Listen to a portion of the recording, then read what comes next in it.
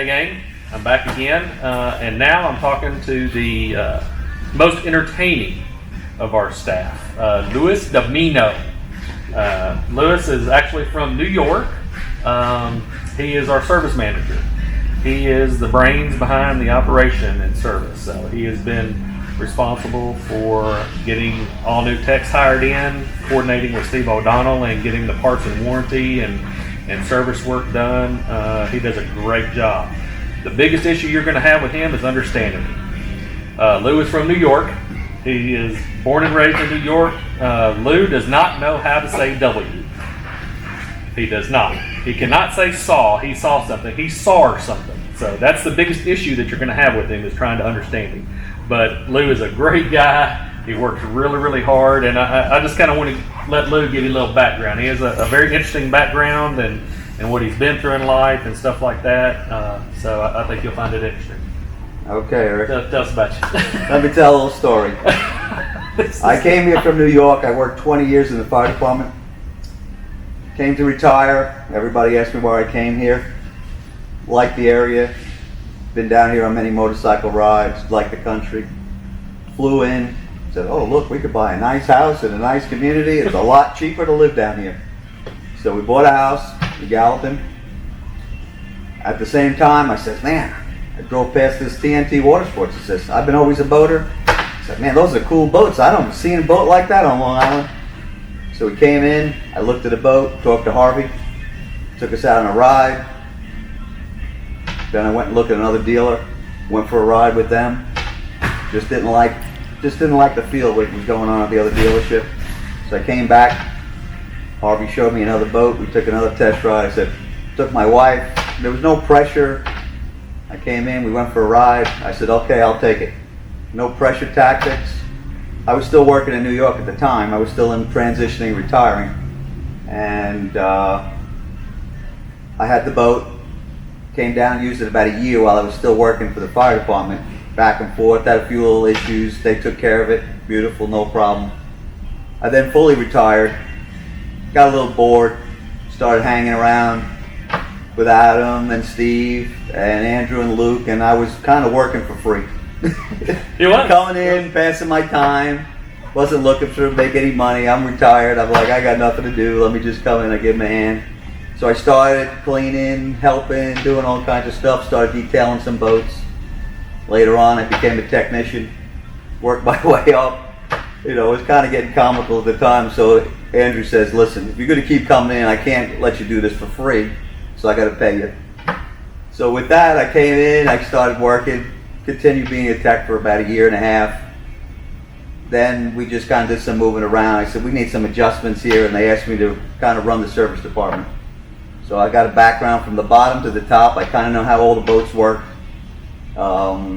With that, I kind of enjoy it. Not here for the money, obviously. We're just here to have some fun. I'm not trying to make $1 million. I just want to help the guys. Luke and Andrew are great guys. Everybody that I work here is really because I want to work here, not that I have to work here. There's a difference in life when you come to work because you want to work or you have to work.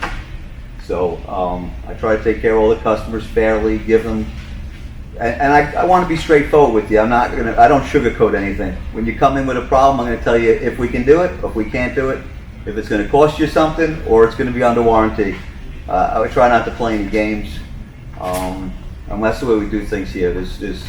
I'm not trying to take advantage of anybody. Like everybody else here, we do a good job, do the best we can to get your boat serviced and back to you at as fast as we can. That's my goal, is getting the boat here on Tuesday, Wednesday, and get you back out on the lake by the weekend. And for the last year, we've been keeping up with that goal. I mean, there are a few occasions here and there that are out of our, maybe a part that we can't get, but generally we got everybody back on the lake on the weekend. Other than that, I still enjoy coming every day, working hard. Let's see, we're all like a big family here, so I just want to make that clear. Other than that, I don't have anything else to say. If you have any other questions, you can ask me yourself. And I agree with you. It is like a big family, and that you may walk in and you may hear me busting on Lou or Lou busting on me or somebody else, and that's just part of being a family. When you're together as much as we are, you're on the lake together, you're at work together, you live life together. That's just part of it, you know. One day he can be mad as a hornet at somebody, the next day you're sitting down having lunch with them and you love them like a brother. That's just life. So, and that's how we are here. Lou's been very instrumental in kind of getting our service streamlined. Like I told you before, he's been able to bring in some really good techs to help us get the boats in and get them out.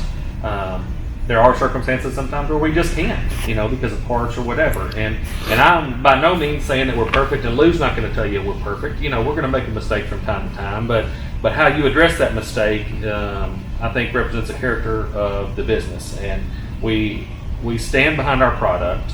If we make a mistake, we'll make it right. And it costs us money sometimes. That's just part of the business, you know. But you know, we kind of believe that if you always try to do the right thing, then you're going to be okay. So, from that perspective, most of our customers come back, buy a new boat every couple of years. Yes, they wouldn't do that if they didn't trust us. Right. I agree. So, but Lou is who you're going to talk to a lot when you come in if you have any kind of service work. He's very good at handling business, and that's what we like. He may not speak properly, but well, that's an opinion. That's an opinion. And what you'll find out is there's Lou's opinion, the right one, and then there's everybody else. We go back and forth all the time. I tell him all the time, Lou, just because it's your opinion doesn't mean that it's the only opinion, and he doesn't agree with that. So we're still in debate on that, and a big debate that he and I have is watches.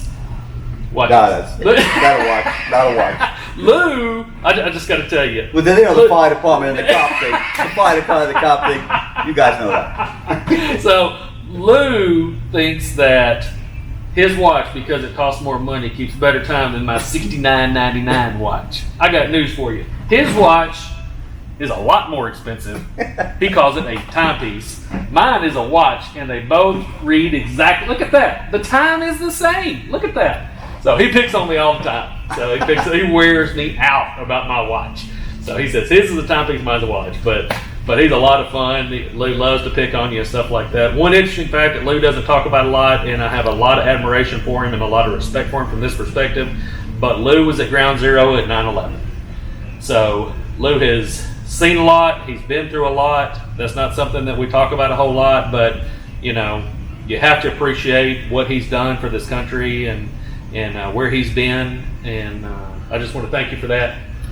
So you're welcome.